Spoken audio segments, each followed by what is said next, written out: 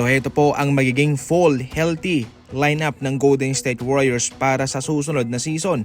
Maaga pong natapos ang kanilang kampanya sa season ito. Pinahirapan ng maraming injury ang kanilang kupunan, pero despite niyan ay ginawa nila ang kanilang kakayahan para lamang pong makasabay. Naging biyaya para sa kanila ang play-in tournament. Kanilang naipanalo ang kanilang unang play-in game sa season ito.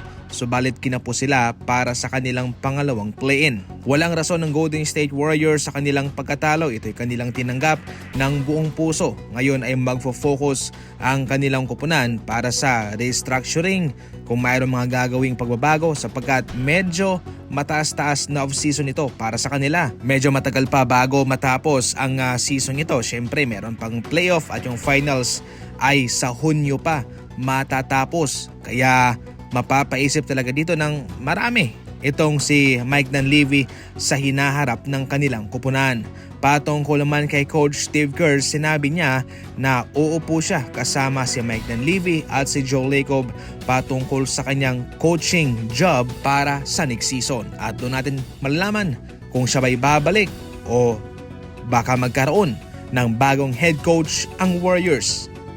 Walang ilalagay na mga playoff t-shirt ang Portland Trail Blazers. Ito ho'y kinumpirma ng kanilang President of Basketball Operation. Kapag playoff na, may mga t-shirt dyan na nakalagay. Depende kung ano ang kulay ng isang kupunan para magpakita ng pagkakaisa at ma-intimidate ang kalaban.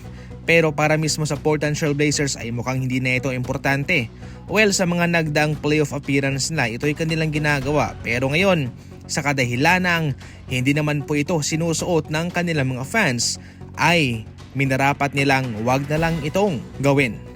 Gumagasta po ng nasa $100,000 hanggang $200,000 ang mga kupunan sa mga t-shirt na kanilang ginagawa para suotin ng mga fans nila. At libre po ito. Minsan manggagaling sa bulsa yung budget nila. Minsan sagot na ng mga sponsor. Pero dahil nga hindi naman po ito sinusuot ay mas mabuting wag na lang. Sa kabilang banda ay nagsimula na ang pang-trash talk nitong si Brooks laban naman sa OKC Thunder at sinabi niya na maraming foul baiter ang kupunang ito.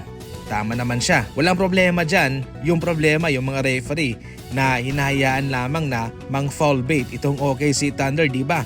Pero so far real talk lang, itong Phoenix Suns ay mayroong real shot na ma-upset itong OKC Thunder. Sa kanilang regular season record, nanalo po ng 2 beses ang Suns laban sa kanila at yung Thunder naman 3 beses. Ibig sabihin nun ay magka-match talaga itong dalawang team na ito. Hindi majority sa Suns, hindi na naman po majority para sa Thunder. Kumbaga tamang-tama lang.